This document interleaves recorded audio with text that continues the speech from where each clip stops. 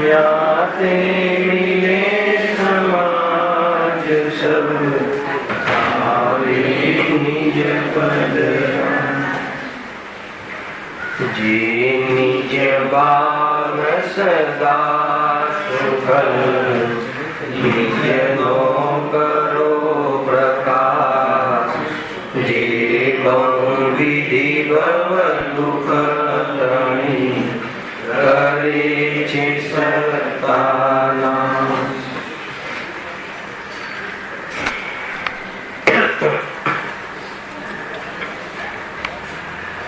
श्री मोक्षमार्ग प्रकाशक ग्रंथ से त्रीजा अधिकार पर આપણે સ્વાધ્યાય ચાલી રહ્યો છે। પેજ નંબર 52 દર્શન મોહના ઉદયથી થતું દુઃખ અને તેના ઉપાયોની જૂઠાપો। સંસાર અવસ્થામાં કર્મના ઉદયમાં જે પરિસ્થિતિ બને છે એ પરિસ્થિતિમાં જીવ એકાંતી દુઃખનો અનુભવ કરે છે। એકાંતે દુઃખ સંસારમાં અને વળી સુખ એમ કેમ હોઈ શકે? જે પણ સ્તરનું જે પણ લેવલનું સંસારમાં રહેવામાં દુઃખ છે। સંસારની ચર્ચા આપણે ગયા વખતના વ્યાખ્યાનમાં વિશેષ કરી હતી। હવે મોહના ઉદયમાં કેવી રીતે પરિસ્થિતિ બને છે અને ત્યાં કેમ કરીને જીવ દુઃખી થાય છે એ શોધવાની વાત છે। દર્શન મોહના ઉદયથી મિથ્યા દર્શન થાય છે।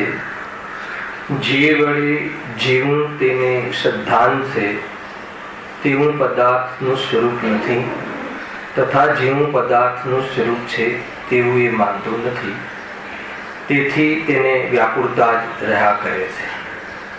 આ ત્રણ પંક્તિની અઢી પંક્તિની ચર્ચા આપણે લાસ્ટ ટાઈમ કરી હતી કે મોહના ઉદયમાં થતા દર્શન મોહથી અર્થાત તો મિથ્યા દર્શનથી જીવ કેવી પ્રવૃત્તિ કરે છે? જેવું પદાર્થનું સ્વરૂપ છે એવું માનતું નથી, અથવા એ જેવું પદાર્થનું સ્વરૂપ માને છે એવું પદાર્થનું સ્વરૂપ હોતું નથી। શું અર્થ છે એનો? સૌથી મોટી ભૂલ છે આ કે છે તો ચૈતન્ય સ્વરૂપ પરંતુ દેહ સ્વરૂપ માને છે। સૌથી મોટી ભૂલ, બહુ દૂર જવાની જરૂર નથી। છે તો આત્મા, છે તો ચૈતન્ય સ્વરૂપ ભગવાન આત્મા, પરંતુ જળ ને જે પૂજગલ સ્વરૂપી દેહ છે એને પોતાનું સ્વરૂપ માને છે। તો એ પોતાનું સ્વરૂપ માને છે તો એમાં દુઃખ કેવી રીતે થાય છે એ શોધવાનું છે। આ જે ત્રીજો અધિકાર છે ને એ પરિસ્થિતિમાં દુઃખ કેવી રીતે બને છે, આકુરતા થવાનું કેવી રીતે થાય છે એની ચર્ચા છે। જેમ કે એક પિતા એક પુત્રથી એકત્રિત કરે છે કે આ મારો પુત્ર છે। મિથ્યા દર્શનના ઉદયમાં, દર્શન મોહનીય કર્મના ઉદયમાં થતા મિથ્યા દર્શન રૂપી ભાવમાં દીકરાને પોતાનું માને છે। દીકરાને પોતાનું માનવું અને પોતાનું માનીને એને હું મોટો કરું છું, એને મેં બિઝનેસ યોગ્ય બનાવ્યો, એને મેં આ રીતે ટ્રેનિંગ આપી। મિથ્યા દર્શનમાં જીવ આવી રીતની પ્રવૃત્તિ કરે છે। ખ્યાલ? ત્યારે પણ આપણે સપનામાં નહીં વિચારતા હોઈએ કે જે આપણે આ રીતની પ્રવૃત્તિ આપણું જ્ઞાન અજ્ઞાન રૂપે પરિણમે છે એને મિથ્યાત્વ કહે છે, સંસારનું કારણ કહે છે। મિથ્યા દર્શનમાં જેને એક દીકરાને પોતાનો માન્યો બહુ મોટી વાત નથી।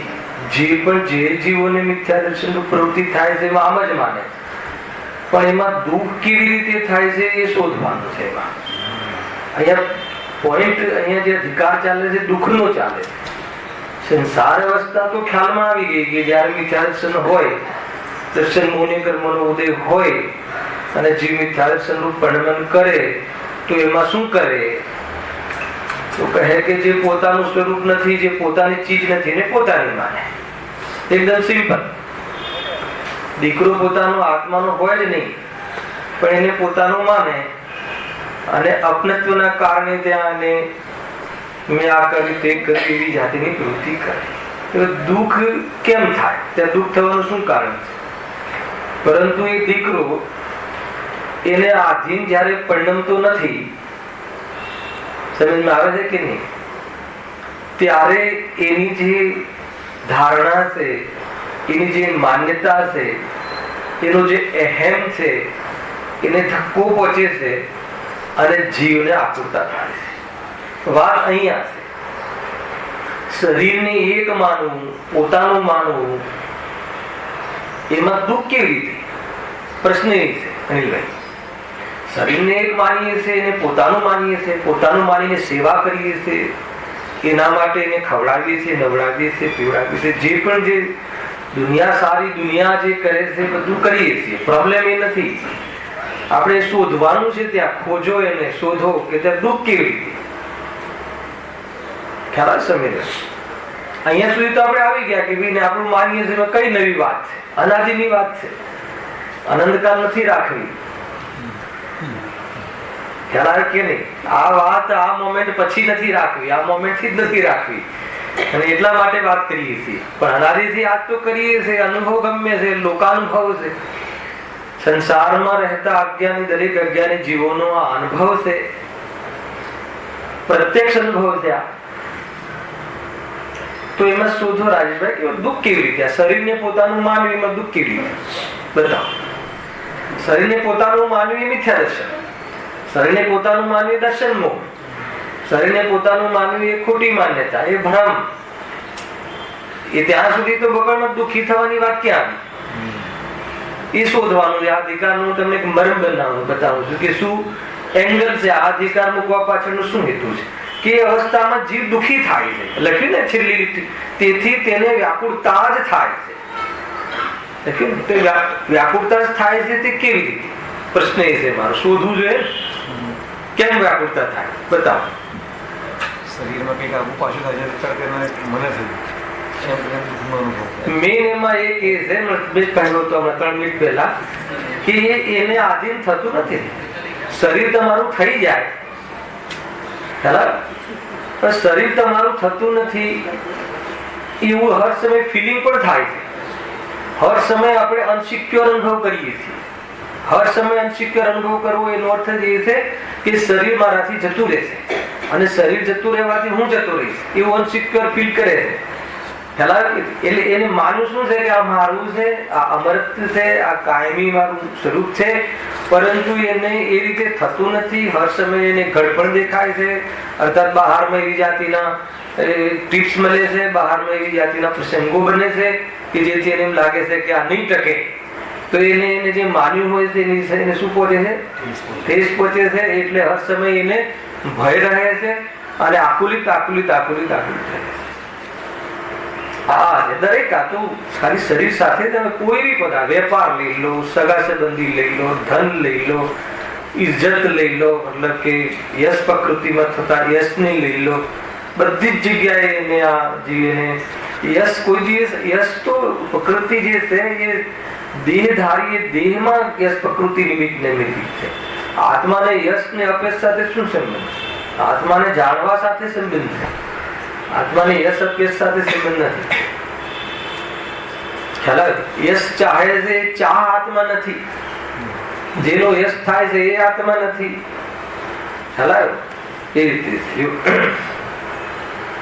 બહુ સુંદર ખ્યાલમાં આવે એવું છે કે મિથ્યાદર્શન ની આગળ કેટલી પ્રકારની વ્યાખ્યા થઈ ગઈ છે. બે મિથ્યાત્વનું સ્વરૂપ આ જ પકડમાં હતું. એના આગળમાં પણ તત્વનું અતત્વ શ્રદ્ધાન, એ આગળના બીજા અધિકારમાં પણ એ આપણે મિથ્યાદર્શનનું સ્વરૂપ સમજી ગયા હતા કે શરીર અને આત્મા અને રાગ ત્રણેયને એક માને છે. ત્રણેય એક સાથે હોય છે એને એ પ્રકૃતિની રચના, એ કર્મના ઉદયમાં થતી એક અવસ્થા વિશેષ, પૂર્વમાં કરેલા અપરાધના ફળ સ્વરૂપે મનુષ્ય આદિ પર્યાયોને પ્રાપ્ત થાય છે. એમાં આત્મા એક છે અને શરીર અનંત પૂતગલ પરમાણુઓનો સ્કંદ છે, અને એના લક્ષથી કર્મના ઉદયમાં થતા રાગાદી ભાવો પણ ત્યાં છે. વળી આત્મા જ્ઞાનાદિ સ્વભાવ વાળો પણ છે, અથવા આત્મા તો જ્ઞાનાદિ સ્વભાવ વાળો છે. કેટલી બધી વાતો કહી. આત્મા જ્ઞાનાદિ સ્વભાવ વાળો છે, પૂર્વ કર્મના ઉદયથી અર્થાત તો પોતે કરેલા અપરાધના ફળ સ્વરૂપ આ મનુષ્ય આદિ પર્યાય મળે છે, તો એને સંયોગમાં શરીર પણ છે, અને એના લક્ષથી પોતાના સ્વરૂપને ભૂલીને રાગાદી પણ કરે છે. આ શું થયું? આ અવસ્થા, સંસારમાં આવી અવસ્થાને પ્રાપ્ત જીવો વિચરે છે. ત્યાં સુધી મિથ્યા દર્શન નથી. આનું નામ મિથ્યા દર્શન નથી. તો મિથ્યા દર્શન ક્યારે પ્રવેશે? આ ત્રણને એક માને, એક માનેલા ત્રણને પોતાનું સ્વરૂપ માને. તો તું જ્ઞાનને પોતાનું સ્વરૂપ માન્યું ને તો 25% અરે ભેળવીને માને. ખ્યાલ આવે કે નહીં? એક પદાર્થનો અંશ બીજા પદાર્થના અંશમાં ભેળવીને પોતાનું સ્વરૂપ માને, એમ માનશે તો એ તો મિથ્યા દર્શન થઈ ગયું. પરંતુ દુઃખ ક્યાંથી થશે? તો કહે છે કે એ તું જે રાગને લઈને દુઃખ થશે. એક તો બીજું, શરીર તું તારું પોતાનું માને છે, તારું થશે નહીં, એટલે એમાં થતા આગળ પાછળ એની ઘટનાઓમાં તને દુઃખ થશે. એટલે આકુળતા, નિરંતર આ જીવ આકુળતાને પ્રાપ્ત શાના કારણે છે? તો કહે છે કે આ મિથ્યા દર્શનના કારણે, ભ્રમણાના કારણે. પર પદાર્થમાં પોતાની સત્તા અર્થાત પોતાના જ્ઞાનમાં જીવની સત્તાનો અનુભવ કરતો જીવ પોતાના સ્વભાવને ચૂકે છે, અને જીવની આસક્તિમાં જીવ સ્વરૂપને ભૂલીને નિરંતર બેચેન રહે છે, ચંચલ રહે છે. આ અહીંયા મિથ્યા દર્શનનું સ્વરૂપ છે. આ સમયસાની ભાષાનો 15મી ગાથા. જો આગળ હવે અહીંયા એક બાવરો જે કહે ને, બાવરો એટલે પાગલ જીવ, મૂર્ખ. એક મૂર્ખનું ઉદાહરણ અહીંયા એમને કોટ કરી છે. એટલે અહીંયા કયા મૂર્ખની વાત છે? મિથ્યા દર્શન વાળા મૂર્ખની વાત નથી.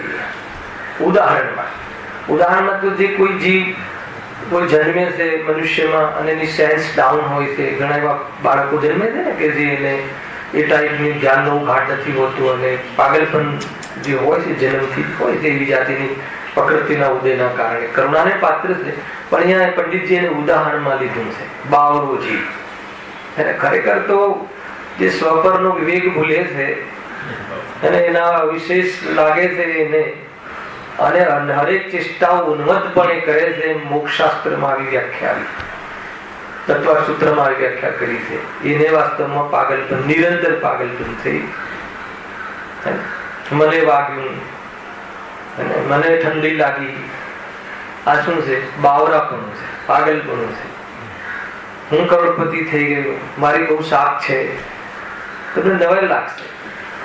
ખ્યાલ આવે કે નહીં? હું 2 દીકરાનો બાપ છું, હું પતિ છું, તો આ શું કહે છે કે બાવરો છે. આપણે જે નાનપણમાં, અત્યારે તો નાના બાળકોના ખીલોના પણ બદલાઈ ગયા, ખીલ પણ બદલાઈ ગયા. એટલે ઉદાહરણોમાં હવે શું આપવું એમ ખ્યાલ? અત્યારે તો બધા બાળક જન્મથી જ સેલફોન હાથમાં રાખે. અને પેલા તો આપણે ઘરગથ્થુ રમતા, લગભગ બધા આપણે રમ્યા છે સુઈ પ્રકારે. પેલા નાના નાના વાસણો, તપેલા ને ગુંદિયા ખ્યાલ છે. તો પછી આમ બાળકો રમે, પતિ પત્ની રમે, વકીલ ને ડોક્ટર ને અનેક પ્રકારના વેશ ધારણ કરે, અનેક પ્રકારના કેરેક્ટર્સ. ખ્યાલ આવે? અને એ કેરેક્ટર્સ ધારણ કરે અને એ કેરેક્ટર્સ પ્રમાણે પોતાને પાછું માની લે. વકીલ બન્યો હોય અને પોલીસ બન્યો હોય તો પછી પોલીસનો અંદરમાં એને શું થઈ જાય? ભાસ થઈ જાય. આ બહુ બને છે. અરે જે લૌકિકમાં જે પિક્ચર્સ કે જે ટીવી સિરિયલ આદિમાં જે પેલા બહુ રામાયણ આવી ગઈ ને, તો એમાં જે કોણ એક બનેલો ને રામનું જે કેરેક્ટર હતું, કોણ હતું? અરુણ ગોવિલ. યાદ છે ને અત્યારે તો? તો એને કેરેક્ટરે અરુણ ગોવિલે રામનું કેરેક્ટર કરેલું એમાં, તો લોકો એને પૂજવા લાગેલા. અને સ્વયંને પણ એ ભલે સપ્તવ્યસની હોય એનું જીવન, પરંતુ એ રામના કેરેક્ટરમાં એ બસ રામનો અનુભવ કરવા લાગેલો. તો એ વાસ્તવમાં જીવને એવી જાતિનો અહેસાસ થઈ જાય છે કેરેક્ટરમાં. તો એને શું કહે છે? બાલ વૃત્તિ. આપણે કહીએ ને, આપણે હસીએ છીએ બાળકને, મૂર્ખ છે આ તો, એમ હસીએ છીએ ને એન્જોય કરીએ છીએ એમ લઈને, એને કોમેડી સિરિયલ બની જાય એના બાબતમાં. આ બધું તમને એમ લાગશે કેમ કહો છો, તો એ રીતે કરીએ છીએ આપણે, આપણામાં બાળ વૃત્તિ છે. અને આપણે એમ કહીએ કે ભાઈ હું મતલબ કે શેઠ છું, હું તો એન્જિનિયર છું, ડોક્ટર છું, જ્ઞાનીઓને કરુણા આવે છે. ત્યાં તો આપણે હસીએ છીએ બાળકો પર, પણ જ્ઞાનીઓને આપણા પર કરુણા આવે છે કે આ બાળ વૃત્તિ છે, ગાયક છે, ભગવાન આત્મા છે. એક વાર પણ કોઈને ભગવાન આત્મા વગર ગુરુદેવે જોયો હોય તો બતાવો. એક વાર, એક સમય માટે પણ બતાવો મહેન્દ્રભાઈ. તમે તો એના સન્મુખ રહેલા છો, નિકટ રહેલા જીવો છે ઘણા. ચંદ્રકાંતભાઈ, અમને તો લાભ મળ્યો નથી. અચ્છા, શું વાત, ખ્યાલ આવે કે નહીં?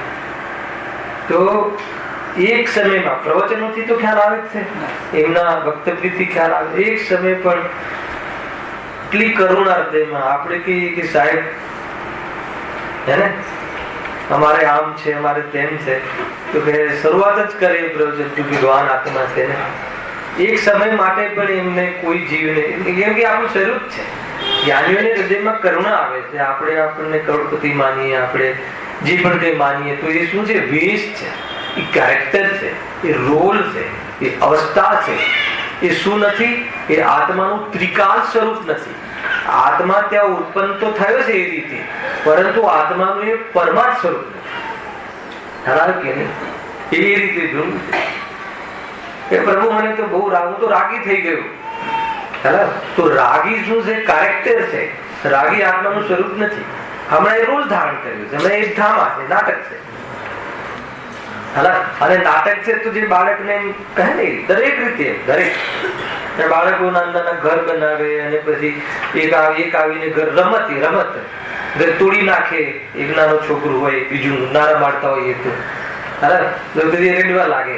તો આપણે શું કહીએ? બેટા માટીનું તો ઘર છે, હે ને, આ તો રમકડું છે, ક્યાં સાચું ઘર છે? ખ્યાલ આવ્યો શું કેવું છે? આપણું ઘર છે ત્યારે આત્માનું છે, આત્માના પ્રદેશોનું અમૂર્તિક છે. ચેતન ઘર છે, જે આપણું છે, આપણે એગ્રીમેન્ટ બનાવી લઈએ છીએ. એ કોઈ કબજો ના આપે, હે ને, અથવા કોઈ ભાઈ પડાવી લે દુનિયામાં, તો આપણે શું કરીએ છીએ? લડી ઝઘડીને લેવાનો પ્રયાસ કરીએ છીએ. તો જ્ઞાની, ત્યાં તો આપણે જ્ઞાની બની જઈએ છીએ. ક્યાં? બાળકોના ખેલમાં. તો એ જ વાત અહીંયા છે. એ જે બાળકોમાં તમે જે જવાબ આપ્યો ને, એ જ જવાબ અહીંયા આપવાનો છે કે ભાઈ આ તો શું છે? માટીનું છે ને, અને આ તો રમત છે ને. કઈ રમત છે? આ કર્મોની રમત છે ને. કર્મના ઉદયમાં આવવું જવું, આ તો ખેલ છે ને, ડ્રામા છે ને, આ તો નાટક છે ને. નાટકને જાણવાનો હોય, નાટકને માત્ર દેખવાનો હોય, નાટક પ્રમાણે પરિણમવાનું ના. તમને એમ લાગે બહુ આજે બહુ સિમ્પ્લિફાઈ રીતે હું તમને આ વાત કહી રહ્યો છું. સિમ્પલ છે, પણ એટલી મોટી ભૂલ છે, એટલી મોટી ભૂલ છે કે જેટલી પણ આગ લાગી છે આપણી લંકામાં, એ આ ભાવના કારણે, આટલા ભાવના કારણે, આના કારણે બધું ચાલુ થઈ જાય. થાય છે કે નહીં? અને ભૂલ નામ જોઈએ તો કેટલી સિમ્પલ છે. વાત તો સાચી છે, ખબર પણ પડે છે કે ક્યાં આપણું છે. લોકોમાં પણ કહે છે કે કયું આપણું છે. કોઈ આપણું થતું હશે, કોઈ કોઈનું થઈ શકતું હશે, એવું લોકમાં પણ લોકો પણ બોલે છે આમ. પરંતુ આપણું શું છે એમની પાસે છે નહીં, અને આપણને આપણું શું છે બતાવી દીધું છે. બસ મૂળ વાત આ છે. આપણું કાંઈ નથી તો આપણું છે શું? હેલાવે કે નહીં? તો કે ચેતન સ્વરૂપ, જે જાણવાનું સ્વરૂપ, આ બધું જેનામાં જણાયું, જે જ્ઞાકાર રૂપે પરિણમ્યું, એ જ્ઞાન જ છે. એ જ્ઞાનની વાનગી છે, એ જ્ઞાનની દિવ્યતા છે, એ જ્ઞાનનું સામર્થ્ય છે. એ તું છે, એમાં એ આવતું નથી. ઘડિયાળના જ્ઞાનમાં ઘડિયાળ નથી, ઘડિયાળના જ્ઞાનમાં જ્ઞાન જ્ઞાન જ્ઞાન જ્ઞાન છે. એટલે કોઈ સંબંધ જયારે બંને વચ્ચે સિદ્ધ થતો નથી તો ઘડિયાળ ફૂટી જાય, તૂટી જાય કે વિયોગ થઈ જાય, એની સાથે આત્માને દુઃખનો પ્રસંગ નથી. આખું એનું જે લોજિક છે આ રીતે હલાવે કે નહીં. પાગલપન છે આ. પાગલપન એવું ઘર જે દિવસે આપણને એમ લાગે ને કે આ બધું પાગલપન છે તો સમજી લેવાનું કે મોહની મનતા ચાલુ થઈ ગઈ, પાત્રતા. તો પાગલપન ખ્યાલ આવે. પાગલપન તો છે મારા દીકરા, મારી દીકરીઓ, મારું ઘર, મારું મારું આ કહે છે કે પાગલપન છે. જો અહીંયા લખ્યું છે દુઃખના કારણોમાં સુખની અનુભૂતિ. હા વિરાજમાન. હા એ જ છે. મતલબ કે દુઃખના કારણોમાં સુખની અનુભૂતિ કરવી એનું નામ મિથ્યા દર્શન છે. અને સુખના કારણો દુઃખરૂપ ભાસવા એનું નામ મિથ્યા દર્શન છે. અર્થાત નિરાકુલતાને પ્રમાણિત કરે તો દુઃખ અને દુઃખના કારણો જ્ઞાતા છે. તો દુઃખ અને દુઃખના કારણો જ્ઞાતા છે. અને પ્રમાણિત કરીને એમાં મતલબ કે લીન થઈ જાય તો દુઃખ અને દુઃખના કારણો અભાવ થઈ જાય. એનું નામ વિતરાગી દેવ, સર્વરૂપી પરમાત્મા. દુઃખનું કારણ કેવું એના કરતા એક જ તો માનવું દુઃખ છે. શું કોઈ પણ પદાર્થ દુઃખનું કારણ નથી. એક જ તો માનો તો એનો દુઃખ બંધાય. એ તો દુઃખના કારણોમાં પર ક્યાં કહ્યું મહેન્દ્રભાઈ? દુઃખનું કારણ કોણ? મોહ, રાગ, દ્વેષ. એવું છે. આપણે દુઃખ અને લીધું હતું આગળના પ્રવચનો તમે નતા.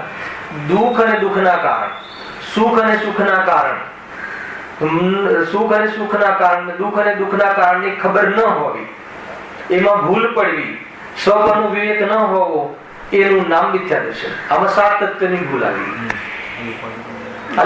પદાર્થ દુઃખનું કારણ ના ના, પદાર્થ એટલે વાત જ નથી. અહીંયા તો 7 તત્વની ભૂલ આવી ગઈ ને. સ્વ અને પરનું ભેદ વિજ્ઞાન નથી, વિવેક નથી. આત્મા ચેતન સ્વરૂપ છે અને દેહ અને આત્માને એક માને છે, એટલે સ્વ પરનું વિવેક જતું રહે. પછી મોહ, રાગ, દ્વેષ, આશ્રમ અને બંધ એ દુઃખના કારણ છે તો એને સુખના કારણ માને છે. કોઈ પદાર્થમાં સમર્પણ કરવું એના માટે ગરિમાનો વિષય છે તો કહે છે કોઈ પર પદાર્થમાં સમર્પણ કરવું અહીંયા મિથ્યા દર્શન કહે છે. અહીંયા એને વિપરીતતા કહે છે. ખ્યાલ આવે કે નહીં? એ રીતે સુખ અને સુખના કારણ, સંવર અને નિજના સ્વરૂપમાં રમી રહેવું અને ઉપયોગ સ્વરૂપમાં લીન કરવું અને પરમેનન્ટ લીન થઈ જવું એ સુખ અને સુખના કારણ છે. મોક્ષ સુખ છે, સંવર નિજના સુખના કારણ છે. પરંતુ એને દુઃખરૂપ લાગે છે. કેવી રીતે? 5 ઇન્દ્રિયનો આ શરીર, ગોરું શરીર, તંદુરસ્ત શરીર ના હોય અને સુખની અનુભૂતિ કેવી રીતે થાય? તો કહે કે 5 ઇન્દ્રિય વગર સુખની કલ્પના જ નથી કરતો આ જીવ. મોક્ષમાં સુખ હતું હશે? વગર શરીરે સુખ હોય? સિદ્ધોને સુખ હોય? કેવું સુખ હોય? આપણે તો કહે કે આપણે શરીર વગર સુખની કલ્પના જ નથી કરી શકતા. એટલે કહે છે કે વિતરાગતા જેને દુઃખ લાગે છે, મુનિ દિશામાં પર પદાર્થોની નિવૃત્તિ, રાગની નિવૃત્તિ અને નિમિત્તપણું પણ સંયોગમાં ન રહેવું, એવી મહારાજા જેવી મતલબ પરિસ્થિતિ એ નિર્જરા તત્વમાં જેને દુઃખ ભાષિત થાય.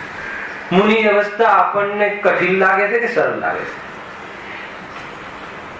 બતાવો અનિલભાઈ, મુનિ અવસ્થા આપણને આમ કઠિન લાગે છે કે સરળ લાગે છે? મુનિ અવસ્થાને સાંભળીને આપણને ડર લાગે છે કે નિરાકુલતા થાય છે? તો મુનિ અવસ્થામાં આપણને ભય લાગે છે કે સૌથી મતલબ નિર્ભય અવસ્થા એ છે છદ્મસ્તની, સર્વજ્ઞ અને એ તો પૂર્ણ અવસ્થાઓ થઈ ગઈ. તો કહે કે ત્યાં એની ગડબડ છે. એ પરદ્રવ્યનો તો કોઈ ખેલ જ નથી. અહીંયા મિથ્યા દર્શન અપરાધ થયું ને. આ તો પરને લઈને મિથ્યા દર્શનને સમજાવવામાં આવે છે. પરનો તો રોલ જ નથી કાંઈ આમાં. હું આ ઘરને મારું માનું છું, એ મારું માનવું એ આત્માની પર્યાય છે, ઘરની પર્યાય નથી. અહીંયાની સાથે એકત્વ થઈ. હા, પર સાથે એકત્વ એનો અર્થ એ છે કે પરનું લક્ષ્ય કરવું અને સ્વભાવને ભૂલવું, એટલું. પર સાથે એકત્વ ક્યાં? રાગ પરનો હોતો જ નથી ખરેખર. એ તો વિષય બને છે, એ તો હેતુ બને છે, એ તો નિમિત્ત છે. પર કોઈ દિવસ રાગ કરાવતું જ નથી. આપણે અહીંયા જે પદાર્થોને લઈને રાગ કરીએ છીએ એ પદાર્થોનો રાગ નથી, એ આત્માનો રાગ છે. આત્મા તો કોણ કરે છે રાગ? આ ઘર મારું છે, આત્મા નથી પરિણમતું તો ઘર પરિણમે, ઘર કરાવડાવે છે. 5 ભાવ કયા આત્માના? એ સ્વતત્વ કયા? ઔદૈહિક ભાવ, ક્ષાક્ષમિક ભાવ, ક્ષાયિક ભાવ, હે ને? બીજું કયું રહ્યું? ઔદૈહિક, ઔષમિક, ઔદૈહિક, ઔષમિક, ક્ષાયિક અને ક્ષાક્ષમિક પ્લસ પારણામિક ભાવ. આ 5 ભાવ આત્માના સ્વતત્વ છે. ઔદૈહિક ભાવ આત્માનું સ્વતત્વ છે. ખ્યાલ આવ્યો? પ્રવચન સા દ્રવ્ય ગુણ પર્યાય આત્મા પરિણમે છે, પરંતુ એ આત્મા જે મિથ્યાદર્શનાથી રૂપ પરિણમે છે એ આત્માની વિકૃતિ હોવાથી અનાત્મા. ખ્યાલ આવ્યો? 15મો હવે 16મો શ્લોક, 15મો શ્લોક 16મી ગાથા સમેસા દર્શન જ્ઞાન ચારિત્ર એ જ આત્મા છે. સમ્યક દર્શન આત્મા છે, સમ્યક જ્ઞાન આત્મા છે, સમ્યક ચારિત્ર આત્મા છે એમ કહ્યું ત્યાં. પર્યાયોને આત્મા કહ્યું. કેમ? કે જે પર્યાય પોતાના સ્વરૂપનું લક્ષ્ય કરી અને એના તદ્રુપ પરિણમે એ આત્મા છે. અનેક વિવક્ષાઓ છે. પેલું જે જ્યારે પરદ્રવ્યની સામે મૂકશો ત્યારે રાગને સદભૂત વ્યવહારને જે આત્માનો કહેવામાં આવશે, અને જ્ઞાન રાગના જ્ઞાનને સદભૂત વ્યવહાર નહીં તે આત્માનો કહેવામાં આવશે. અને એ તો જ્ઞાન રૂપ જ છે, ખરેખર પારણામી સ્વરૂપ છે. ઘણા બધા છે. આજે શું આવ્યું હતું? આજે લેશું કાલે થોડુંક મારે એનું વિષય જોઈશ. પેલા આજનો નિયમ સારનો જે બહુ શ્લોક સારો હતો, સમજમાં આવે છે કે નહીં? એટલે અહીંયા શું કહે છે કે કોઈ પર પદાર્થમાં એકત્વ કરવું એ એકત્વનું નામ મોહ છે, પર પદાર્થનું નામ મોહ નથી. એકત્વ કોની સાથે કરે? ખ્યાલ આવે કે નહીં? તો પર પદાર્થનું જે જ્ઞાનમાં જાણવું થાય છે, તો જાણવું થાય છે એ સ્વભાવને ભૂલી ગયો અને એ પર પદાર્થમાં કલ્પના કરવી એનું નામ એકત્વ. પર પદાર્થમાં પોતાપણાની કલ્પના કરવી, સુખની કલ્પના કરવી. અહીંયા એકત્વનો વિષય નથી. અહીંયા એકત્વથી દુઃખ થશે તને એ વાત છે. એકત્વની ચર્ચા આગળ આવી ગઈ અને આગળ આવશે જ. 5 અધિકાર સુધી બધું, 6-7 અધિકાર સુધી બધું આ જ છે. મિથ્યા દર્શન, મિથ્યા જ્ઞાન, મિથ્યા ચારિત્રની વાત. એનો ઉપાય તો છે, મૂળ ઉપાય તો 9મા અધિકારમાં આવશે અને એની પદ્ધતિ 8મા અધિકારમાં આવશે. કેવી રીતે સમજવું, સ્વાધ્યાય કરી અને કેવી રીતે આત્માનો પુરુષાર્થ કરવો, એવી ચર્ચાઓ આપણે ક્રમથી આવશે. મૂળ અહીંયા આત્મા કોઈ કહે કે એમાં આપણે આપણા દીકરા જોડે એકત્વ કરીએ, આપણા દીકરા પ્રત્યે પ્રેમ રાખીએ, આપણા દીકરાને સલાહ આપીએ, આપણા દીકરાને ટ્રેનિંગ આપીએ. સમજો હું જે કહું એને આપણે એના માટે ભરણ પોષણ કરીએ, એનું ડેવલપમેન્ટ કરીએ. શું કહું છું આ બધું? એટલે દીકરો આમાં મિથ્યા તો નથી, પદમાં મિથ્યા નથી. આપણે જે કરીએ છીએ ને, આપણે જે કરવાની બુદ્ધિ છે ને, આ કરવાનો જે અહંકાર છે ને, આ કરી રહ્યા છીએ એવી જે આપણી માન્યતા છે ને, એવો જે અભિપ્રાય છે ને, આપણે દીકરાને ભરણ પોષણ કરીએ છીએ કે ભરણ પોષણ હું કરું છું એવી માન્યતા કરીએ છીએ. આ દીકરાનું ભરણ પોષણ તો તું કરી શકતો જ નથી, પણ કે ભરણ પોષણ હું કરું છું, હું એને મોટો કરું છું, હું એને અને બધી પરીક્ષાઓમાં હું મતલબ કે બોર્ડમાં મૂકવા જવું છે ને લેવા જવું છે ને બધું મેં જ પાસ કરાય. પેલા સિગ્નલ પર ભરેલો જે હોય ને પોલીસ અધિકારી, એને એમ થાય કે બધી ગાડીઓ મેં રોકી, આમ કરેલું કે મેં ચલાય. ખ્યાલ આવે કે એવું લાગતું છે કે નહીં લાગતું? પૂછજો. એ ખ્યાલ આવે કે નહીં? અરે કોઈ એમ સમજી અને કોઈ એમ હાથ આમ રાખે છે ગામમાં કે ભાઈ જો આ બોલો ગાડીઓ રોકતો હતો તો હું બી તો ગાડી રોકી શકું. હવાલદાર હવે તો સિગ્નલ આવી ગયા પણ છતાં કોઈ જગ્યાએ જોવા મળે છે આમ રોકે તો આપણી બધી ગાડીઓ લાઈનથી ઉભી રહે ને, તો બોલે રોકી કે ના રોકે? એ એમ માને છે કે બધી ગાડી મેં સરકારની ગાડીને રોકી એમ, અને બધી આમ મેં ગાડીને ચલાવી. પેલા એ છે આ બધું બાવરા પણ છે. એવું કોણ કરે? ઘરે છે. તો કહે છે કે એનું નામ એકત્વ છે, આનું નામ મમત્વ છે, આનું નામ કર્તૃત્વ છે. આ રીતની આજે અહંબુદ્ધિ છે. પ્રોબ્લેમ એ નથી, એ તો બધા કરીએ જ છે આપણે, પણ એમાં દુઃખ થાય છે કે નહીં એ કહી દો. બસ નક્કી નિર્ણય કરો, નિષ્કર્ષ લાવવો છે.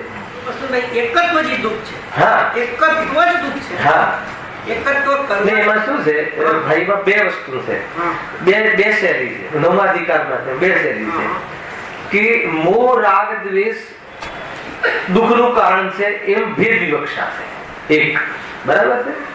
બીજું મોહ રાગ દ્વેષ જ દુઃખ છે, એ અભેદ વિવક્ષા. 9મા અધિકાર બતાવો. બે વિવક્ષાઓ હોય શાસ્ત્રમાં, બધું છે. મારા પણ આવ્યું ક્યાંથી? એટલે તો માન્યું તો જ મારા એક મિનિટ બતાવું જો. 9મો અધિકાર છે, પેજ નંબર 310. હા, પહેલું પ્રથમ મોક્ષ માર્ગના પ્રતિપક્ષી મિથ્યાદર્શન આદિનું સ્વરૂપ દર્શાવ્યું. તે તો દુઃખરૂપ અને દુઃખના કારણ જાણી હેરૂપ માની તેનો ત્યાગ કરો. પહેલી જ લીટી શું કહ્યું? મળ્યું જીતુભાઈ? મિથ્યાદર્શન આદિ તે તો દુઃખરૂપ, મિથ્યાદર્શન ને દુઃખરૂપ જે તમારો અત્યારે તમે વિવક્ષા કરો છે. પછી બીજી વિવક્ષા દુઃખરૂપ અને દુઃખના કારણ, એ ભેદ વિવક્ષા. એક જ લીટીમાં બે વિવક્ષા. મોહ દુઃખનું કારણ છે કે મોહ દુઃખ છે, તો બે વાત લખીએ. મોહ તો દુઃખ છે, કારણ સાથે અભેદ કરીને કહો તો દોષ નથી. અને કોણ દુઃખનું કારણ? તો દુઃખ અને મોહ બે ભિન્ન પણ છે, બે જુદા ગુણોની પર્યાય છે. દુઃખ છે સુખ ગુણની પર્યાય છે, અને મોહ છે એ શ્રદ્ધા ગુણની પર્યાય છે.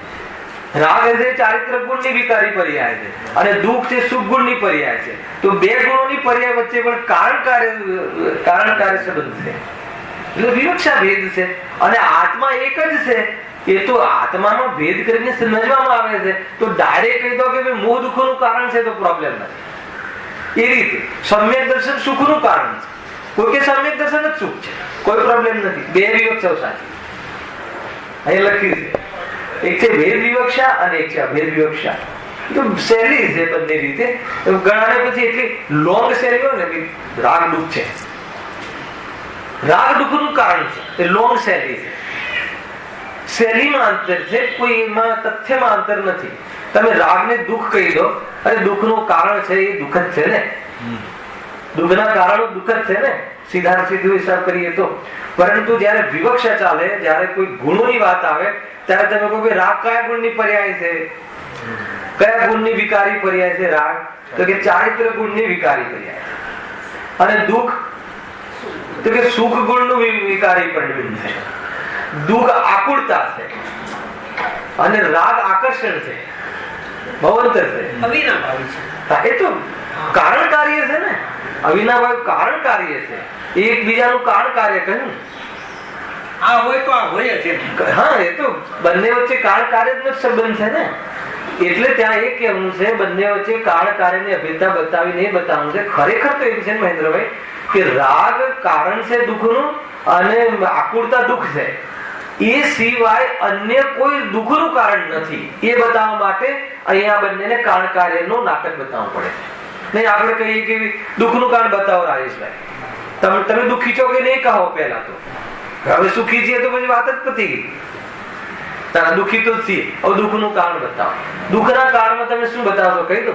તમે આપણે એમ લેવું, આપણે શું બતાવીશું કે શરીરમાં રોગ છે, તો કે અહીંયા ગુરુદેવ કહે દુઃખનું કારણ નથી, આગળ બોલ.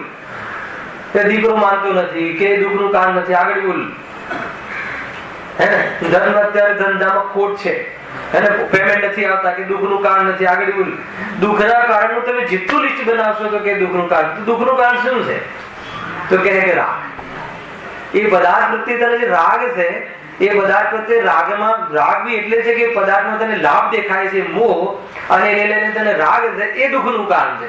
તો તું દીકરાને સુધારવા કે પૈસા લાવવાનો પ્રયાસ નહીં કર, આ મોહ રાગ દ્વેષના ભાવનો પ્રયાસ કર તો દુઃખ મટી જાય. રાગનું છે. તો જયારે મોર આકુરતા સામે જીતુભાઈ, તમને હું મતલબ તમારા પ્રત્યે મને સ્નેહ છે, મને એવું એમ છે કે એવું મારી ધારણા છે, મારું માનવું એવું છે કે જીતુભાઈ એક બી પ્રવચન ના છોડવું જોઈએ.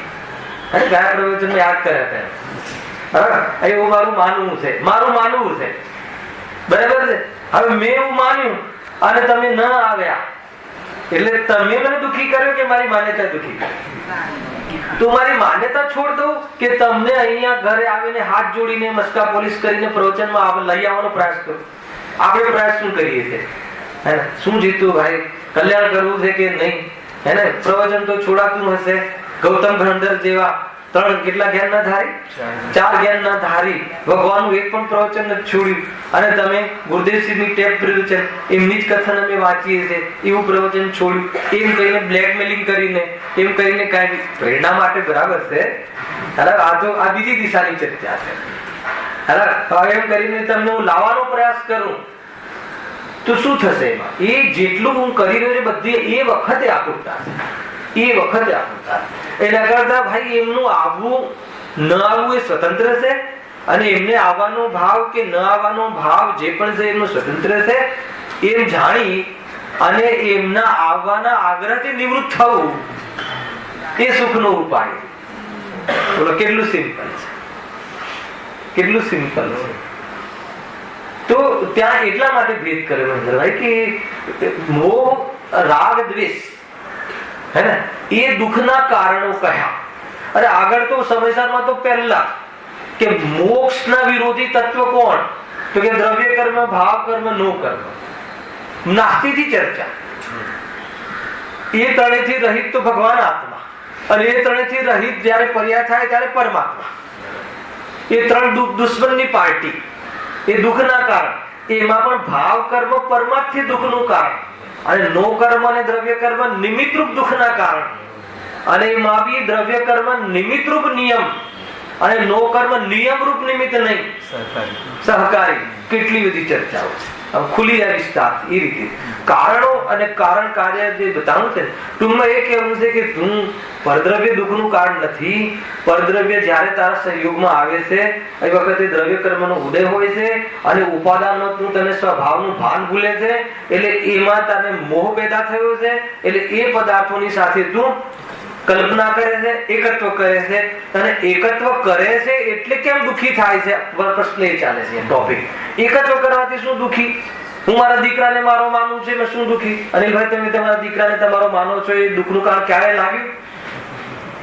અહીંયા એ બતાવું, અહીંયા એ ખેંચીને કારણ. દીકરો દુઃખનું કારણ નહીં. તમે તમારા દીકરાને તમારો માનો છો, અને એમાં તમે કઈ સોચ કરી રાખી છે કે આ મારી સેવા કરશે, હે ને? તો એમાં શું વ્યાજબી છે કે નહીં? એ વાત વ્યાજબી છે કે નહીં? વાત દીકરાને પોતાને માનવો અને આપણી સેવા કરે એ કોઈ ગેરવ્યાજબી વાત છે? ગેરવ્યાજબી જ છે. જોરદાર છે આ પોઈન્ટ. આપણને ગેરવ્યાજબી નથી લાગતી. એની ભૂલ છે. એમ લાગે કે હા બોલો સ્વભાવને જોયો નહીં. હા, સ્વભાવને જોયો તો બીજાના સ્વભાવને મૂળમાં ભૂલે છે, પોતાના સ્વભાવને. હવે સ્વભાવને જોયો નહીં ને એમાં બહુ મોટી ચર્ચા છે. સ્વભાવને જોયો નહીં એટલે સંયોગને પણ તમે સ્વભાવથી ના જોયું, આત્માને પણ સ્વભાવથી ના જોયું, પરિસ્થિતિને પણ સ્વભાવથી ના જોઈ, સ્થિતિઓને પણ કોઈ રીતે વસ્તુને સ્વરૂપથી ના જોયું. એ સ્વભાવમાં આટલું મોટું પેટ. પહેલા તો પોતાનો સ્વભાવ, જ્ઞાન સ્વભાવ એ રીતે ના જોયો. અરે શરીરમાં ઘડવું અને મળવું એનો સ્વભાવ એ રીતે એને ના જોયો. અને કર્મના ઉદયમાં આ શરીરનો આત્માના સંયોગમાં આવવું એ પરિસ્થિતિના સ્વરૂપને ન માન્યું. બધી જગ્યાએ મેં કર્યું, મને કેમ આવું થયું, મેં આવું કર્યું તો પણ આવું કેમ થયું, ખ્યાલ કે નહીં? એટલે કોઈ રીતે એની જે ચિંતન ધારા છે, કોઈ બી રીતે એના જે સમીકરણ છે એ બધા ખોટા છે. એટલે એનો જવાબ કેવો આવે છે? ખોટો આવે છે. જવાબ ખોટો આવે એટલે શું? એનું ફળ ખોટું આવે. પરના સ્વભાવને જોયો, પરના સ્વભાવને સ્વભાવ તરીકે ના જોયો. હવે શરીર માનો કે માનો શરીર છે, શરીર પતલું થઈ ગયું તો એનો સ્વભાવ નથી? પૂદગલ પરમાણુનું જોડાવું ને છૂટા પડવું એ સ્કંદનું પૂદગલનું સ્વરૂપ છે. તો હવે હું ગળી ગયો એ વાત ક્યાંથી આવી? આપણે એને પણ સ્વભાવ રીતે નથી જોતા, એને પણ પોતાની દ્રષ્ટિ જોઈએ છે. તો એટલે કે ભૂલ પડી ગઈ છે. અને આવી જો સમીચીન દ્રષ્ટિ થઈ જાય, નામ સમ્યક દર્શન, એને જ્ઞાન યથાર્થ થઈ ગયું કહેવાય. ત્યારે આત્માનો અનુભવ અર્થાત તો ત્યારે સામાન્ય જ્ઞાનનો આવિર્ભાવ. ત્યારે વાસ્તવમાં ગેઓ સાથે કોઈ કોમેન્ટ્સ નહીં. કેમ કોમેન્ટ્સ નહીં? એનામાં કઈ કોમેન્ટ્સ કરો? અધૂરો એ નથી અને કોઈને લઈને પૂરો થતો નથી, પૂરો કરવો એ નથી. તો હવે કોમેન્ટ્સ કરવાનો શું વાત આવે? એટલે કોઈ પણ જાતનો કોમ્પ્લેક્સ નહીં કોઈ જગ્યાએ. અને કોમ્પ્લેક્સ ના આવે, કોમ્પ્લિકેશન જ ના આવે, અને સરળતાથી જીવન પોતાનું સાદી અનંતકાળનો પુરુષાર્થ કરી લે. આ છે ઉપાય. બહુ સુંદર સ્વરૂપ છે આ. ઈઝી વે છે. જેમ કે હમણાં મેં જીતુભાઈ નું ઉદાહરણ સમજાવ્યું, કેટલું ઈઝી વે છે. એ એટલું નથી કરતા, અને બીજી દિશા, અને એના હર સમય પછી માની લો કે છતાં હવે આ રવિવારે આવ્યા તો મને આમ શાંતિ લાગે, મારી ઇફેક્ટ થઈ. જીતુભાઈને 2 શબ્દ કહ્યા તો મારો પ્રભાવ રહ્યો, વળી પછી બીજા શનિવારે કઈ ગેપ પડી. હર સમય અહીંયા મારો ઇફેક્ટ થયો, મને તો શાંતિ થઈ કે ના થઈ, મારો પ્રભાવ પડ્યો. તો એ છે જ આ પછીનો પ્રશ્ન છે, લવજોનો પછીનો પ્રશ્ન. કોઈ વેળા શરીરમાં પુત્રાદિકની ક્રિયા જીવને આધીન થતી જોવામાં આવે છે, એ વેળા તો જીવ સુખી થાય કે નહીં? ભલે હું તો કહું છું કે નથી થતું, પણ કોઈ વખત કહ્યું અને આવી ગયા શનિવારે આજે, તો એ એટલો તો સુખી થયો કે નહીં? એવા પણ પ્રશ્નો છે. એટલું લોજિકલ ચિંતન છે અહીંયા ભાઈ રાજેશભાઈ, બહુ જોરદાર છે. હા, આમાં શુદ્ધાત્મા તરફ જવા માટેના જે પ્રયાસો છે એ છે. આપણે શુદ્ધાત્મા તરફ ખાલી બોલીએ છીએ અને જઈ કેમ નથી શકતા? તો કે ન જવા પાછળના આ બધા પરિબળ છે, કે આ બધા પરિબળ વિશે પણ વિચાર કરવો બહુ જરૂરી છે. અને શુદ્ધાત્મા તો અનાદિ અનંત. અને કાલે તો અમારે 15મા શ્લોકમાં એમ વાત આવી કે ભાઈ આત્મા અનાદિ અનંત છે, પૂર્ણ સુખી છે, સુખનો ગોદામ છે. એ વાતમાં કઈ દમ નથી, એ તો જૂની થઈ ગઈ વાત. આત્મા બતાવી તો 20 વર્ષથી. વાત એ નથી, એનું સેવન કર્યું, એનું સેવન કરે તો ઉપાસના છે, એનું સેવન ના કરે તો એ તો છે જ. ત્રિકાળી ઉપાદાન તો અનાદિ છે. ક્ષણિક ઉપાદાનમાં ત્રિકાળી ઉપાદાનના દર્શન કર્યા. પરમપાણામી ભાવ હર સમય નાચે છે, તો એના નાચમાં તું રમ્યો? વાત આ છે કે ન રમ્યો તો કે અને છઠ્ઠી ગાથામાં બી એના બીજ પડ્યા છે. ઉપાસવામાં આવતો થકો શુદ્ધ છે, ઉપાસે નહીં તો એને શું શુદ્ધ છે? ગુરુદેવ કહે કે તું જોવે તો શુદ્ધ છે, નહીં તો તારે શુદ્ધ છે કે અશુદ્ધ છે એની સાથે શું નિસ્બત? હલાવે કે નહીં? બહુ જબરજસ્ત ચાખા મારે છે જ્ઞાની કે ભાઈ હું શુદ્ધ છે, શુદ્ધ છે. 50 વર્ષથી 25 વર્ષથી ગોખે છે, રોજ સવારે આવીને કે આત્મા શુદ્ધ છે.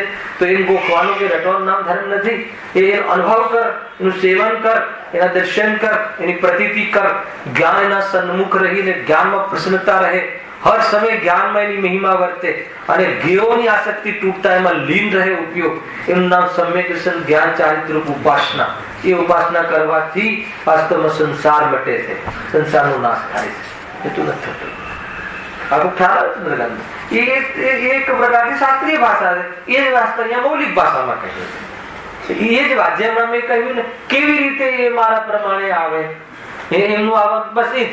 તો એ આપણે વસ્તુ સ્વરૂપનો સ્વીકાર કર્યો, અને વસ્તુ સ્વરૂપનો સ્વીકાર કર્યો ત્યારે કહેવાય કે આગ્રહ તૂટે. એ ધ્યાન રાખજો, ખાલી વાતોમાં નહીં. વાણીમાં આપણે બધા પોપટ છે, ચતુર્થી જબરજસ્ત બોલી નાખીએ. 2 કલાક અહીંયા આપ્યું માઇક તો મતલબ કે આત્માને તો બરાબર ચિતરી નાખીએ આપણે. શુદ્ધાત્મા કે ગુરુદેવ એટલા વિશેષણ ખોલી નાખ્યા છે કે આપણે બાય હાર્ટ થઈ ગયા છે, હૃદયમાં ઉતર્યા નથી. પણ મેઇન પ્રોબ્લેમ એ થયો છે. વાત આ છે ભાઈ, માર્ગ કોઈ વાતોનો નથી, માર્ગ તો વર્તનનો છે, એટીટ્યુડનો છે, અનુસરણનો છે. માર્ગ કોઈ ચિંતનનો નથી, માર્ગ તો વાસ્તવમાં સમાવાનો છે, આરાધનાનો માર્ગ છે. એટલા માટે આપણું કામ નથી થતું. બુદ્ધિનો વિષય નથી આ. હલાવે કે નહીં? બુદ્ધિનો વિષય તો બનાવી દીધો હોય, તો પ્રથમ સ્ટેજ હતું, આ પતી ગઈ. સમર્પણનો માર્ગ છે, એના પ્રત્યે સમર્પણ, જીવની આસક્તિ તૂટવી. અહીં એની ચર્ચા છે, આગળ ચાલીએ. જેમ કોઈ બહાવરાને ઉદાહરણ એટલું સિમ્પલ આપ્યું છે ને, બધું પછી એક કયું કહેવાય છે, રૂપાંગ સ્વાંગ રૂપાંગ એ છે. આ એક વાક્યનું અહીંયા આગળ ઉદાહરણનું સિદ્ધાંતમાં ઘટાડ્યું. ઉદાહરણ શાંતિથી આપણે લઈએ. અત્યારે જેમ કોઈ બહાવરાને કોઈ વસ્ત્ર પહેરાવ્યું, બહાવરો એટલે ખબર જે વસ્ત્ર પહેરવાનું પણ અક્કલ નથી જેનામાં, એવા બાળકો જન્મે છે કે એને વસ્ત્ર પહેરવાની પણ સૂઝબૂઝ નથી. સંઘની પંચિતની વાત ખ્યાલ કે નહીં? એવી જાતિનું એનું સેન્સ જ્ઞાન એનું ડાઉન થઈ ગયેલું હોય છે, બૌદ્ધિક વિકાસ નથી હોતો. તો એવા જીવને કોણ સંભાળે છે? એના માતા પિતા, એના સ્વજનો. તો એને શું કહે? કોઈ પછી ત્યાં કર્મ લેશે. કોઈ બહાવરાને કોઈ વસ્ત્ર પહેરાવ્યું, તે બહાવરો તે વસ્ત્રને પોતાનું અંગ જાણી પોતાને શરીરને અને વસ્ત્રને એકરૂપ માને છે. ખ્યાલ આવે? પણ એ વસ્ત્ર તો પહેરાવનારને આધીન છે. એ પહેરાવનાર કોઈ વેળા તે વસ્ત્રને ફાડે છે, કોઈ વેળા જોડે છે, કોઈ વેળા લઈ લે છે તથા કોઈ વેળા નહીં પહેરાવે. આ કોણ કરે છે? બાવરો નહીં, એ પહેરાવાળો. આપણે કોઈ એવું લાગે કે ના ઉતરતું હોય તો કપડું ફાડી પણ નાખીએ. કોઈ વખત આપણે એને નવું પહેરાવીએ, પછી ક્યાંક વોમિટ કરીએ તો ચલો બદલો, આપણે કરતા હોઈએ છીએ. પણ એ શું માને છે કે આ બધું તો મારું છે, હું કરું છું. એ પોતાને આધીન માને છે. એ લખ્યું છે આગળ, ઇત્યાદિ ચરિત્ર કરે ત્યારે બહાવરો એ વસ્ત્રની પરાધીન ક્રિયા, પરાધીન ક્રિયા એટલે એ વસ્ત્રની ક્રિયા પર કરે છે, સ્વયં નહીં. પ્રક્રિયા થવા છતાં તેને પોતાને આધીન માની મહાખેદ ખિન્ન થાય છે. ખેદ ખિન્ન વાળો. અને એમાં ખેદ ખિન્ન કેમ થાય છે? પોતાને આધીન પદાર્થ રહે નહીં. અને આ બધી ક્રિયાઓ, જે માનો કે દીકરાનું આપવું, દીકરાનું આપણે ઘરમાં જન્મવું, એ પરને આધીન ક્રિયા છે કે આપણે આધીન ક્રિયા? પરને આધીન એટલે પરાધીન નહીં, પરને આધીન એટલે એની ક્રિયા.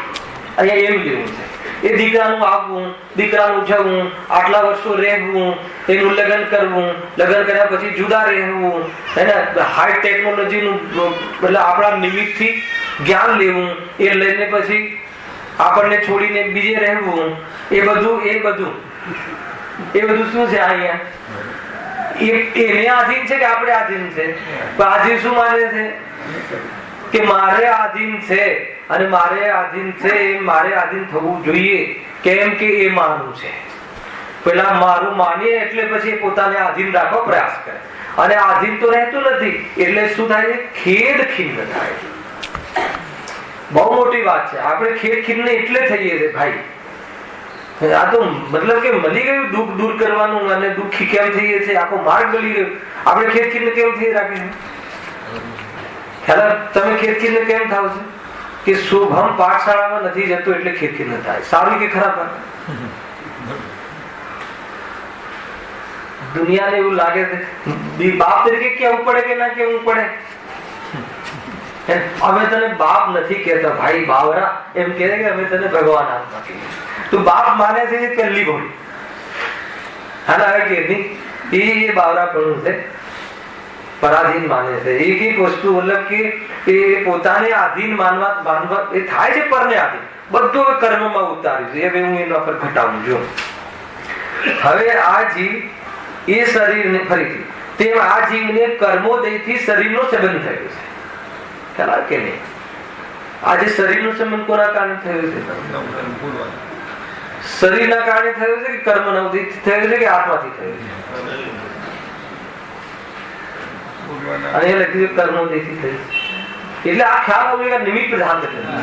એટલે કહે છે કે તું તો નિમિત્ત પણ નથી. વર્તમાન તારું પરિણામ નિમિત્ત પણ નથી. વર્તમાન તારી કોઈ સોચ નિમિત્ત પણ નથી. સજજ છે. પૂર્વના ભાવથી બંધાયેલા કર્મો અને એ કર્મના ઉદયથી શરીર આદિ મળ્યા. ખ્યાલ આવે કે નહીં? વર્તમાનમાં મેં કોઈ ચાલાકી કરી અને મને 6 ફૂટનું શરીર મળ્યું છે કે ભૂલ છે? ખ્યાલ આવે છે કે નહીં? વર્તમાનમાં મેં કોઈ ક્રિયાકલાપ કર્યા ને, કોઈ સેવા પૂજા કરીને, કોઈ જંતર મંતર કર્યું ને, કોઈ અંગૂઠીઓ બાંધીને, કોઈ રત્નો લાવ્યો ને, કોઈ પેલા લાલ લીલા પીળા પથ્થર પહેર્યા અને કે મને આટલો સુંદર પુત્રની પ્રાપ્તિ થઈ છે કે ભૂલ છે? ખ્યાલ આવે છે કે નહીં? તો કે પૂર્વ કર્મના ઉદયથી બહુ બધી વાતો છે રાકેશભાઈ આમાં. આવું એટલા માટે કહું છું કે આવું બધું વિચારીએ છીએ આપણે. અને આ રીતે કરીએ તો આવું પુત્ર થાય ને, આમ થાય ને, તેમ થાય ને, આવું ભોજન લે તો આવું પુત્ર થાય. તો એનું કોઈ સ્વતંત્ર પરિણામ ને એને કોઈ પૂર્વમાં કરેલા આપણે ને આપણા સંયોગમાં આવવું એ આપણા કર્મ, અને એનામાં પરિણામ થવું એનું એના કર્મ, અને પરિણામ થવું એનું ઉપાદાન. કેટલી વસ્તુ છે. એક કાર્ય થવામાં અનેક કારણો હોય છે. 5 સમવાયપૂર્વક કાર્ય થાય છે. એમાં કાર્ય તો પુરુષાર્થથી જ થાય છે, બાકીના કારણો તો હોય છે. જોરદાર છે. 9મો અધિકાર એ રીતે છે. જો હવે આ જીવ એ શરીરને પોતાનું અંગ જાણીને, આપણે શું ભૂલ કરી? આ શરીરને પોતાનું અંગ, પોતાનું સ્વરૂપ અંગ જાણે, આપણો અંશ માને, જાણી પોતાને અને શરીરને એકરૂપ માને છે. પણ શરીર તો કર્મોદય આધીન કોઈ વેળા ક્રશ થાય. લખ્યું છે ને ત્યાં કોના આધાર લખ્યું હતું? પર આધીન. જે મતલબ કોઈ એને કપડા પહેરાવે, પછી કોઈ કપડા ફાડે, કોઈ કપડા ફાડે ને ફાડવું બી પડે, એવું ગાંઠ વળી ગઈ હોય ને ના છૂટો તો ફાડ નાખે, ત્યાં એ રીતનું લેવું છે. અહીંયા કઈ રીતે કહે છે કે કોઈ વેળા કર્મોદય આધીન કોઈ વેળા ક્રશ થાય. ક્રશ થાય કે ક્રશ એટલે દુબળું પતલું થઈ જાય, ક્રશ ક્ષીણ થઈ જાય. કોઈ વેળા સ્થૂળ થાય, હે ને આપણે શું સમજીએ છીએ, હે ને વજન કેવી રીતે ઘટ્યું, 1 લાખ રૂપિયાનો ફી આપી, હે ને પછી પગ ઉપર નીચે બહુ કર્યા, કસરત બહુ કરી, ગજબ છે. કોઈ વેળા નષ્ટ થાય. નષ્ટ થાય કે ના થાય? કોણ નષ્ટ થાય? આત્મા, પૂતગલ નષ્ટ થાય કે શરીર નષ્ટ થાય? આકડા પ્રશ્ન છે ને. પૂતગલ નષ્ટ થાય કે શરીર નષ્ટ થાય? શરીર પૂતગલની પર્યાય છે. સાંભળજો, પૂતગલ દ્રવ્ય છે, પૂતગલ તરીકે કાયમી રહે છે, પણ અનેક પૂતગલ પરમાણુઓનો જે સ્કંદ બનવો એની પર્યાય છે, અને પર્યાયનું બદલવું એ પર્યાયનો ધર્મ છે. નષ્ટ થવું એ તો આપણી ભાષામાં લખી છે. હલાલ કે તો પર્યાય તો અચ્છા, પાછો પર્યાયનો બદલવાનો નિયમ કેવો એ બતાવો. અહીંયા મેં 30 પ્રવચન લીધેલા, 40 પર્યાયનો બદલવાનો નિયમ કેવો કહે છે? નિયમ સ્વાધીન છે, શું છે? ક્રમશઃ છે, સ્વાધીન છે, સ્વતંત્ર છે, પછી નિયત છે, વ્યવસ્થિત. ફરી ક્રમશઃ છે, વ્યવસ્થિત છે, નિયમિત છે અને સ્વતંત્ર છે. આ રીતે પરિણામ થવાનો કાનૂન છે. કોનો? કયા પરિણામનો? કોના પરિણામનો? એક પરમાણુથી લઈને દરેક પદાર્થ ક્ષય દ્રવ્યનો, અને એક જીવથી લઈને એક નિગોથી જીવથી લઈને સિદ્ધના તમામ જીવોનો, દરેકની પર્યાયનો ક્રમ છે. તો હવે આ શરીરની પર્યાયમાં એ કાનૂન લાગુ પડશે કે નહીં પડે? તો પછી એના સ્વકાલમાં 50 વર્ષ અને 5મા દિવસે એ શરીરની પર્યાયનો સમયના કારણે નહીં, એ સમયમાં પરિવર્તન થવું. શું પરિવર્તન થવું? દેહ પરિવર્તન. શબ્દ આપણે બરાબર બોલીએ છીએ ત્યાં. દેહનું પરિવર્તન થયું. દેહનું પરિવર્તન કયા રૂપે થયું? પરમાણુ રૂપે થઈ ગયું. દેહનું પરિવર્તન માટી રૂપે થઈ ગયું. તો એમાં શું પ્રોબ્લેમ છે? તો શાના રોવો છો? પ્રશ્ન એ છે. રોવાનો પ્રસંગ છે, હે ને? તો શાનો પ્રસંગ છે? બતાવો. ખુશ થવાનો પ્રસંગ છે? પ્રસંગ શાનો છે? પ્રસંગ ભેદ જ્ઞાનનો છે. પ્રસંગ જ્ઞાનનો છે. હર સમય પ્રસંગ કયો છે તમારે? હર સમય ભેદપૂર્વક જ્ઞાનનો પ્રસંગ છે. આ પ્રસંગનો ખ્યાલ ન હોવાના કારણે વાત તો આગળ વધે. એટલી જોરદાર ચર્ચા થયા. બહુ સિમ્પલ હોવા છતાં ખબર પડે છે ને. તો પછી આમને થોડુંક તો દુઃખ થાય ને. રામને પણ થયું હતું ને, આને પણ થયું હતું ને. ખ્યાલ આવે કે નહીં? કે દુઃખ મટાડવાની વાત છે. જેને થયું હતું એને આ રીતે મટાડ્યું છે, હે ને? એ બીજી રીતે નથી મટાડ્યું. એમ લો તમે આને, બરાબર કે નહીં? જુઓ, કોઈ વેળા સ્થૂળ થાય, કોઈ વેળા નષ્ટ થાય, કોઈ વેળા નવીન ઉપજે, નવું પણ મળે. કેવી રીતે મળે નવું? જરાય બતાવો. વેલ ફર્નિશ્ડ, વેલ પોલિશ્ડ કેવી રીતે મળે? કે જીવને બહુ મતલબ કે ઇત્યાદિ ચરિત્ર થાય છે. ચરિત્ર શબ્દ કહ્યું. આ ચરિત્રનો શું? ચરિત્ર એટલે કે એવી ઘટનાઓ થાય છે, એવા પ્રસંગો થાય છે, અને એવી જાતિના કેરેક્ટર્સ થાય. ચરિત્ર એટલે કેરેક્ટર. અને જે ચારિત્ર છે એ અલગ. દર્શન જ્ઞાન ચારિત્ર, સમ્યક દર્શન જ્ઞાન ચારિત્રાણી મોક્ષ માર્ગ. ચારિત્ર ખલું ધમ્મ, ચરિત્ર ખલું ધમ્મ નહીં. કદાચ કોઈ જગ્યાએ લખ્યું તો સુધાર લેવું. ચારિત્ર, એ ચારિત્ર એ તો આત્માનો ગુણ છે, અને એને લઈને સ્વરૂપમાં ચરવું, લીન થવું એનું કાર્ય છે. એ ધર્મની વાત છે. અહીંયા ચરિત્ર રામચરિત્ર માનસ, અલગ અલગ ચરિત્ર એટલે કેરેક્ટર.